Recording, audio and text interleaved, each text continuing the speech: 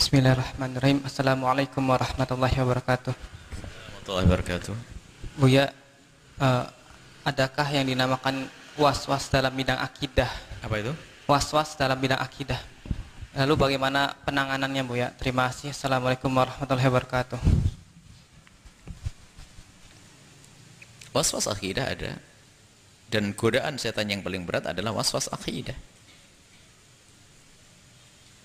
Nabi pernah menyebutkan, setan nanti akan mengajakmu untuk bertafakur. Padahal tafakur itu benar. Cuman tafakurnya di tempat yang salah. Yang mestinya yang kita tafakuri adalah makhluk Allah, nikmat Allah, tapi setan mengajak bertafakur tentang zat Allah. Akhirnya sampai pada pertanyaan, siapa yang menciptakan bumi? Menciptakan langit? Tahu dia Allah. Tapi akhirnya sampai pada pertanyaan, lalu siapa yang menciptakan Allah? Ini iblis sudah yang ngajak. Lalu sampai Allah kayak apa? Kalau ngelihat film Baratayuda sama Ramayana mungkin kan ada dewa-dewi situ, katanya sih. Ramayana Baratayuda ini kan bukan dalam kisah Islam. Nah, rupanya asik nonton begitu. Akhirnya diam-diam dia tertanam di hatinya was-was. Saat menyebut nama Allahu Akbar kebayang seperti patung di dalam otaknya. Makanya jangan dianggap remeh nonton film-film semacam itu. Karena mereka diam-diam menanamkan keyakinan juga. Tuhan mereka atau dewa-dewi yang mereka anggap sebagai Tuhan, kita sebagai seorang muslim ternyata seolah-olah menyembah Allah, ternyata telah menjadikan berhala di otak kita sendiri. Ini was-was. Dan banyak was-was urusan akidah. Dan was-was urusan akidah biasanya lemahnya di dalam pemahaman tentang akidah. Sehingga di dalam oleh para ulama tentang Allah Subhanahu wa taala, Allah laisa kamitslihi syai'un, Allah tidak seperti apapun yang engkau pikirkan. Lihat apa yang ada di dalam semesta, engkau lihat gunung menjulang tinggi,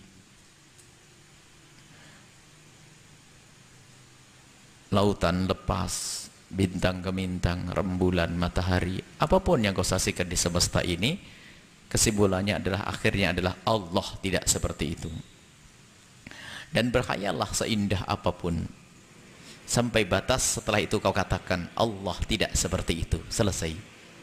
Berangan-anganlah sebebas-bebasmu, akan tapi pada akhirnya engkau harus bisa mengatakan Allah tidak seperti itu, selesai. Ini was-was akidah.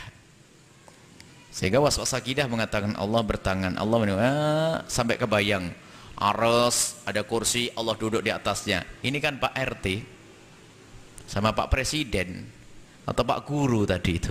Allah tidak seperti itu. Jadi was-was akidah adalah was-was yang paling luar biasa.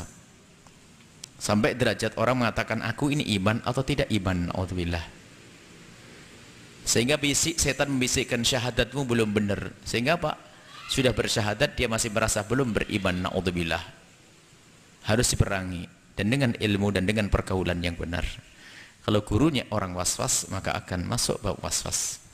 Sehingga di dalam masalah pembahasan akidah itu hendaknya manusia dibagi dua, kalangan orang awam dan kalangan anak-anak cerdas penuntut ilmu. Kalangan orang awam tidak boleh engkau menghadirkan dialog falsafah atau ahli mantek yang belit-belit itu, karena justru mereka tambah bingung dan tambah tidak faham. Akan tapi di kalangan tulabul ilmi, penuntut ilmu, boleh engkau berdiskusi dengan mereka tentang keyakinan akan Allah Subhanahu wa taala sesuai dengan dialog mantek yang selama ini diajarkan oleh para ulama untuk pengukuhan. Akan tapi jika orang awam engkau beri pemahaman cara dialog kaum ahli mantek, maka dia akan tambah bingung, nggak paham itu semuanya, maka engkau telah menanamkan was-was. Maka dari itu was-was itu munculnya biasanya adalah karena pergaulan yang salah. Guru akidahnya salah, guru akidahnya sendiri was-was, maka muridnya juga kena was-was. Guru akidahnya dalam beriman was-was, maka muridnya juga was-was. Maka ini was-was dalam akidah ada. Cara membantenginya adalah dengan ilmu, kemudian dengan pergaulan dengan orang yang benar akidahnya. Ini nular penyakit was-was, yaitu dengan ilmu dan bergaul dengan cara yang benar. Kalau guru mau was-was, dijamin kau akan kena was-was, was-was akidah. Dan juga jika ilmumu adalah kurang, maka sangat mudah tercemar, mudah kena gangguan, digonjang-ganjing oleh keraguan-raguan, sehingga muncul permasalahan di otaknya, di benaknya, langsung berubah imannya, sehingga sampai wah pertanyaannya macam-macam. Kadang pertanyaannya orang was-was itu aneh-aneh. Misalnya, bagaimana anak kecil kok sakit? Allah zalim dong, anak kecil gak punya dosa kok sakit. Loh, kok bagaimana ada orang kafir berbuat baik banyak tapi kok tetap masuk neraka?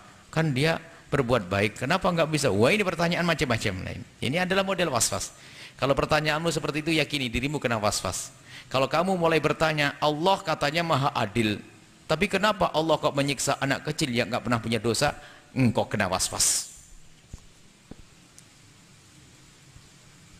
Ayo, bingung? Ya was-was itu berarti sekarang. Allah memberi penyakit sama anak kecil aja bingung. Hah? Memang ada janji Allah dengan anak kecil. Wahai anak kecil, aku janji kepadamu untuk tidak menyakitimu. Allah pernah janji begitu? Tidak ada janji. Selagi tidak ada janji, terserah Allah membuat apa. Kenapa pusing? Mau kena was-was lagi? Ini adalah pembahasan nanti masalah. Jadi ilmu yang kuat, berguru yang benar, maka itu nanti akan hilang was-wasmu. Ada sekelompok orang, akidahnya benar, akan tapi cara menyampaikannya adalah terlalu berlebihan. Tidak bisa membedakan antara majelisnya orang khusyuk dan majelisnya orang awam. Dia adalah penyebab fitnah dan was-was. Dan Imam Malik marah dengan orang-orang semacam itu.